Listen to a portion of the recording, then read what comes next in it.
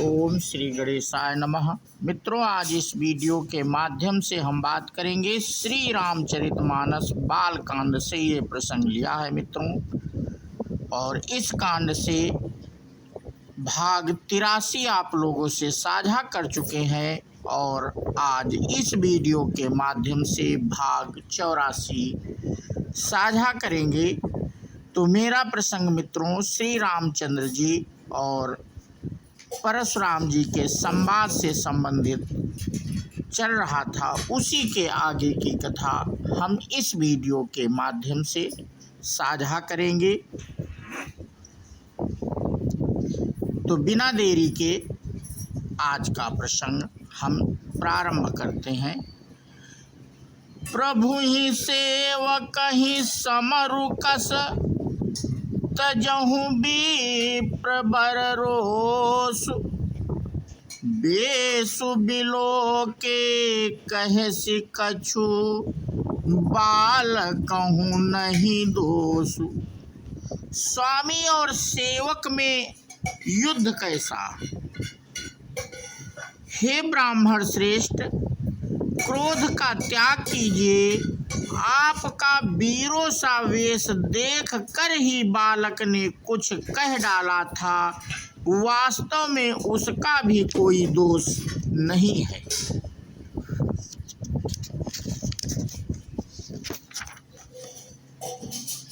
आपको कुठार बाण और धनुष धारण किए देखकर और वीर समझकर बालक को क्रोध आ गया। वह आपका नाम तो जानता था, पर उसने आपको पहचाना नहीं। अपने बस रघुवंश के स्वभाव के अनुसार उसने उत्तर दिया। श्री रामचंद्र जी परशुराम जी से कह रहे हैं, क्योंकि लक्ष्मण जी क्रोध कर रहे थे।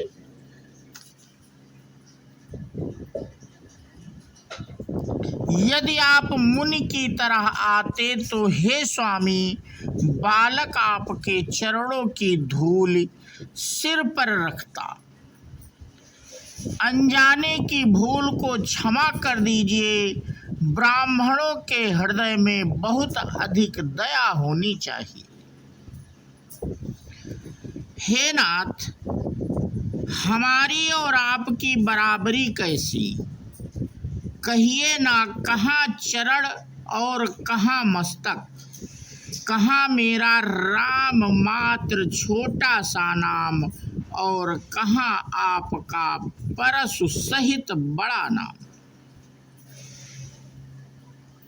हे देव, हमारे तो एक ही गुण धनुष है, और आपके परम पवित्र सम दम तप शौच क्षमा सरलता ज्ञान विज्ञान और आस्तिकता, ये 9 गुण हैं। हम तो सब प्रकार से आपसे हारे हैं। हे विप्र, हमारे अपराधों को क्षमा कीजिए। बार बार मुनि विप्र बर कहा राम सन राम। बोले भृगुपति सरुस हसे तहु बंधु सम बाम। श्री रामचंद्र जी ने परशुराम जी को बार बार मुनि और विप्रवर कहा। तब भृगुपति परशुराम जी कुपित होकर अथवा क्रोध की हंसी हंसकर बोले, तू भी अपने भाई के समान ही टेढ़ा है। तू मुझे निरा ब्राह्मण ही समझता है। मैं जैसा विप्र हूँ तुझे सुनाता हूँ। धनुष को श्रुवा बाण को आहूति और मेरे क्रोध को अत्यंत भयंकर अग्नि जान। चतुरंगिणी सेना सुंदर समिधाएं यज्ञ में जलाई जाने वाली लकड़ियां हैं। बड़े राजा उनमें आकर बलि के पशु हुए हैं, जिनको मैंने इसी फरसे से काट कर बलि दिया है। ऐसे करोड़ों जप युक्त रण यज्ञ मैंने किए हैं, अर्थात जैसे मंत्रोच्चारण पूर्वक स्वाहा शब्द के साथ आहुति दी जाती है, उसी प्रकार मैंने पुकार पुकार कर राजाओं की बलि दी है। मेरा प्रभाव तुझे मालूम नहीं है, इसी से तू ब्राह्मण के धोखे मेरा निरादर करके बोल रहा है। धनुष तोड़ डाला, इससे तेरा घमंड बहुत बढ़ गया है। ऐसा अहंकार मानो संसार को जीत कर खड़ा है। श्री रामचंद्र जी ने कहा, हे मुनि, विचार कर बोलिए, आपका क्रोध बहुत बड़ा है और मेरी भूल बहुत छोटी है। पुराना धनुष था, छूते ही टूट गया, मैं किस कारण अभिमान करूं।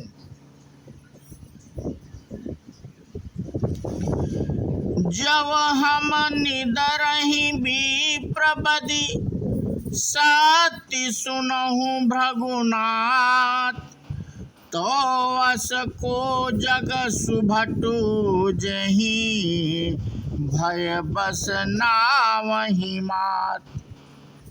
हे भृगुनाथ, यदि हम सचमुच ब्राह्मण कहकर आपका निरादर करते हैं तो यह सत्य सुनिए, फिर संसार में ऐसा कौन योद्धा है जिसे हम डर के मारे मस्तक नवाएं।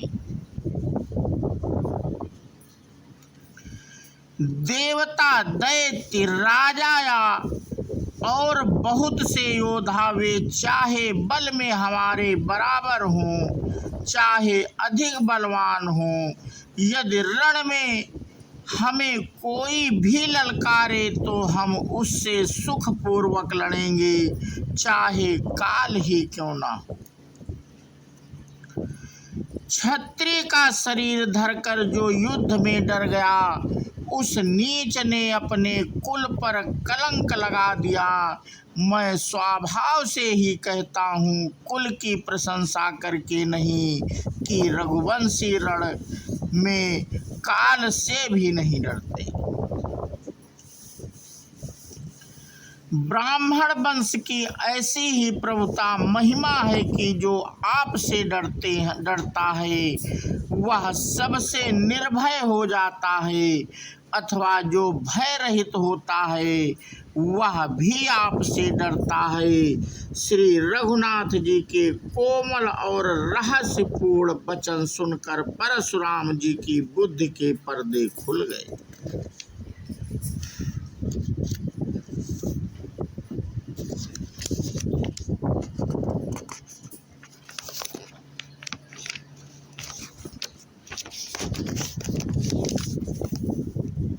परशुराम जी ने कहा, हे राम, हे लक्ष्मीपति, धनुष को हाथ में अथवा लक्ष्मीपति विष्णु का धनुष लीजिए और इसे खींचिए, जिससे मेरा संदेह मिट जाए।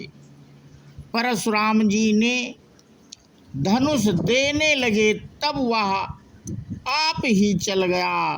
तब परशुराम जी के मन में बड़ा आश्चर्य हुआ।